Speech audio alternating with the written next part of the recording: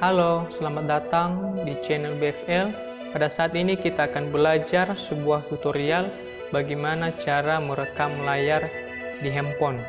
Ini juga sangat berguna bagi YouTuber pemula atau juga mungkin banyak teman-teman yang belum tahu bagaimana cara merekam layar di handphone.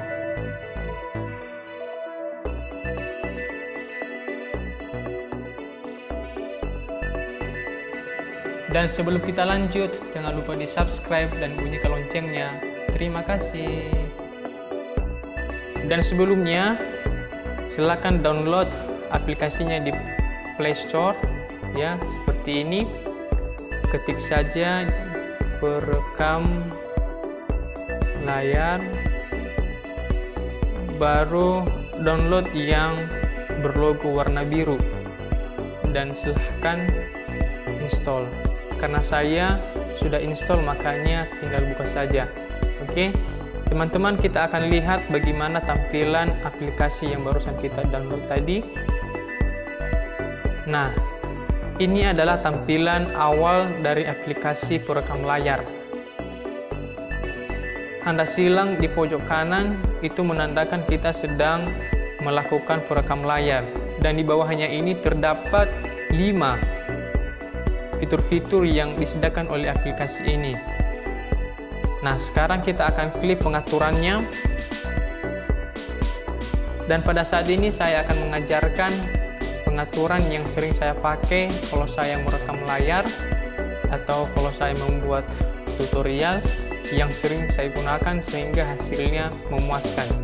Yang pertama adalah, yang paling atas itu adalah jeda sebelum merekam. Jadi kita bisa atur berapa hitungannya kita nunggu baru kita mulai merekam. Suka-suka kita 1, 2 atau 3 atau 6, 4. Dan kebetulan sekarang saya pakai 3 hitungan baru saya mulai merekam. Baru ada lagi yang paling bawahnya mesin perekam, itu terserah teman-teman ya. Di sini teman-teman bisa berkreasi, di sini tergantung teman-teman. Tapi pada saat ini saya itu menunjukkan fitur-fitur yang sering saya atur ketika saya mau merekam suara. Baru pilihan berhenti kita klik. Nah, di sini ada 3 fitur. Ya, ada 3 di sini. Yang saya gunakan itu adalah berhenti merekam saat layar mati. Ya, pastilah ya. Tapi bisa juga berhenti ketika ada notifikasi. Jadi kalau teman-teman lagi merekam layar, tiba-tiba ada notifikasi dari WA atau dari Facebook, maka otomatis rekam layar teman-teman berhenti. Begitu ya. Dan yang ketiga adalah berhenti merekam dengan menggoyangkan. Jadi kalau handphone teman-teman menggoyangkan entah ke kiri ke kanan, maka otomatis saat teman-teman merekam layar maka berhenti. Jadi terserah teman-teman mau pakai apa. Kalau saya pakai fitur yang paling atas, berhenti merekam saat layar mati. Oke. Baru kita scroll ke bawah, awalan penyimpanan file, ukuran layar. Nah, ini juga yang paling penting ya, ukuran file. Karena semakin tinggi resolusi yang kita gunakan, maka hasilnya bagus. Tapi masalahnya ukuran atau size-nya itu juga besar. Tapi pada saat ini yang saya ajarkan, gunakanlah yang standar, yang normal dari pihak YouTube, yaitu 1280. Ini normal. Jangan juga dipilih yang paling rendahnya, itu nanti hasilnya nggak bagus ya.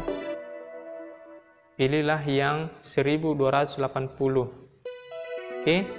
Selanjutnya adalah rotasi layar. Nah, teman-teman, di sini ada 3 pilihan: otomatis, potret, terbaring. Nah, kalau kita pilih otomatis, jadi aplikasi perekam layar ini dia mengikuti mau kita kasih portrait atau handphone kita lagi landscape, dia mengikuti saja. Tapi saya pilih pada saat ini adalah portrait. Dan ini terserah teman-teman mau pilih yang mana, terbaring atau portrait atau otomatis. Kalau saya pilih portrait. Oke.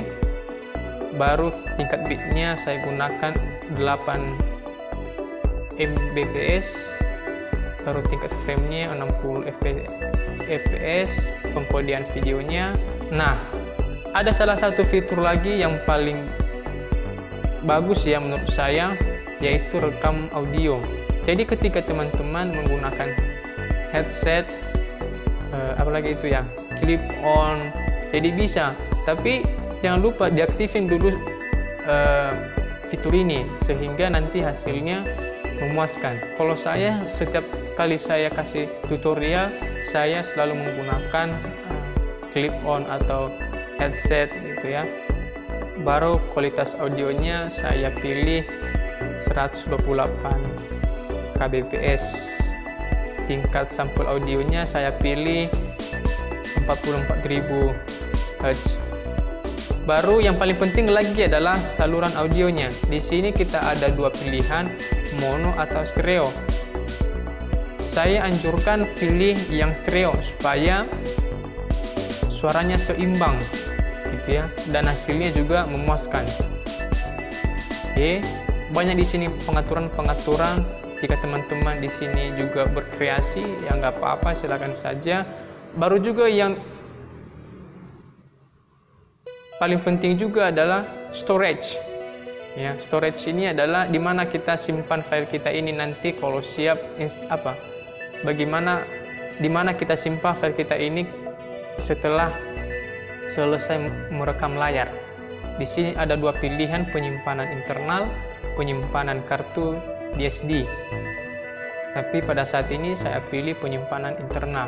Tapi itu tergantung teman-teman pilih yang mana. Oke, confirm. Baru ada di sini lagi text banner, kalau kita berkreasi juga bisa, gambar logo ada, dan tampilan kamera. Jadi di sini saya sudah off-kan kameranya.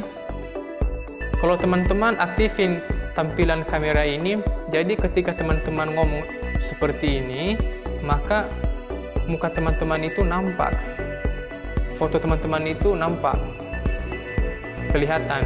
Jadi saya sekarang belum mengaktifkan tampilan ini, saya belum menampakkan wajah gitu ya. Atau kita coba, nah kan di sini ada aturan-aturannya. Tergantung teman-teman apakah pengennya mukanya nampak atau tidak.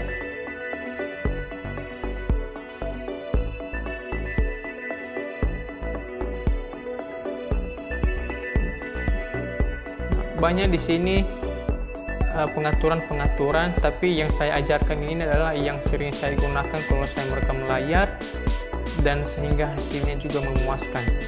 Dan juga yang paling bawah ini adalah ada pengaturan bahasa ya. Usahakan teman-teman itu pakai bahasa Indonesia gitu ya. Tapi kalau teman-teman juga lebih mengerti bahasa Inggris, ya pilihlah bahasa Inggris gitu. Itu semua tergantung teman-teman. Baiklah, begitulah tutorial kita saat ini. Jangan lupa subscribe channel BFL. Semoga tutorial ini bermanfaat buat teman-teman semua. Terima kasih.